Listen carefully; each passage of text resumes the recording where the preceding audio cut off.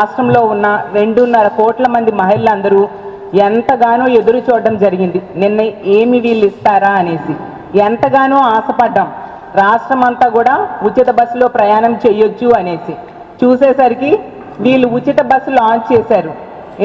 దానిలో అర్థమైన విషయం ఏంటంటే మహిళల ఆశల్ని బస్సు టైర్ల కింద తొక్కి పడేశారు. తీసుకుంటే నిన్న శ్రావణ మాసం శుక్రవారం మహిళలందరూ ఎంతో పవిత్రంగా భావించే రోజు. అలాంటి రోజు ఈ విధంగా మహిళల్ని దారుణంగా మోసం చేయడం ఎంతవరకు సమంజసమని నేను అడుగుతూ ఉన్నాను. అంత పవిత్రమైన రోజు వీళ్ళు గతంలో మేనిఫెస్టోలో అలాగే ప్రతి మీటింగ్లో కూడా వీళ్ళు చెప్పారు రాష్ట్రం అంతా ఎక్కడి నుంచి ఎక్కడికైనా బస్సు ప్రయాణం ఉచితమని చెప్పి ఇప్పుడు కొన్ని బస్సులకే ఆ ఇచ్చిన బస్సులు కొన్ని ప్రాంతాలకే పరిమితమై అయ్యేట్టుగా షరతులు పెట్టి దారుణంగా మోసం చేయడం జరిగింది, దగా చేయడం జరిగింది. దుర్గమ్మ పాదాల చెంత చంద్రబాబు నాయుడు గారు, పవన్ కళ్యాణ్ గారు అలాగే లోకేష్ గారు ఇంత దారుణంగా మహిళల్ని మోసం చేయడం సమంజసమా? ఇది భావ్యమేనా అని నేను అడుగుతున్నాను. అదే దుర్గమ్మ పాదాల చెంత గతంలో మీరు హామీ ఇచ్చారా లేదా? ఈ రాష్ట్రంలో బస్సుల్లో ఎక్కడి నుంచి ఎక్కడికైనా ఉచితంగా మహిళలు ప్రయాణం చేయొచ్చు అని మీరు చెప్పారా లేదా? ఇంత పచ్చి అబద్ధాలు ఇప్పుడు మళ్ళీ చెప్పి మహిళల్ని మోసం చేస్తూ ఉండడం నిజంగా చాలా దారుణమైన విషయం.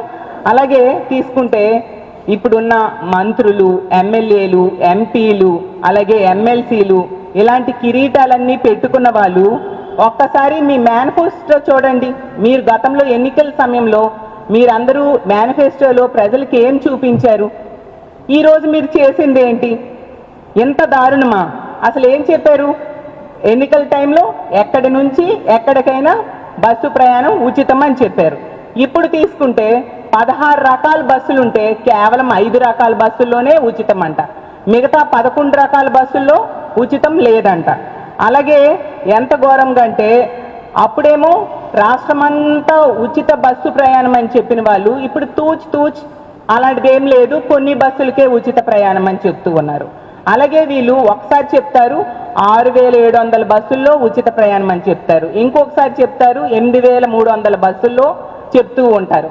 అంటే వీళ్ళ మాటల్లోనే అర్థమవుతుంది కదా వీళ్ళు చేస్తున్న దగా మోసం ఏ విధంగా చేస్తూ ఉన్నారు అనేది. అలాగే తీసుకుంటే జిల్లాల పరిధిలో తిరిగే బస్సుల్లో 90% బస్సులు వీళ్ళు ఈ ఉచిత బస్సు ప్రయాణం ఇచ్చారు. అంటే ఎంత దారుణంగా మహిళల్ని మోసం చేశారో అర్థం చేసుకోవచ్చు. శ్రావణ శుక్రవారం పూట ఈ విధంగా మోసం దగా చేయడం ఎంతవరకు సమంజసమని చంద్రబాబు నాయుడు గారిని, పవన్ కళ్యాణ్ గారిని, లోకేష్ గారిని, కూటమి ప్రభుత్వంలో పెద్దలందరినీ నేను అడుగుతూ ఉన్నాను.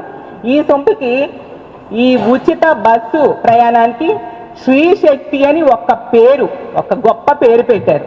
తీసుకుంటే మీరు అమలు చేస్తుంది మాత్రం శ్రీ శక్తి కాదు, శ్రీకి వంచన అని అర్థమైంది. అలాగే శ్రీ శక్తి కాదు, శ్రీకి వెన్నుపోటు అనే విషయం ఈ రాష్ట్ర ప్రజలకి నిన్న అర్థమైంది. అలాగే తీసుకుంటే ఉచిత బస్సు ప్రయాణం అనేది ఉచిత బోగస్ ప్రయాణంగా మీరు మార్చేయడం జరిగింది.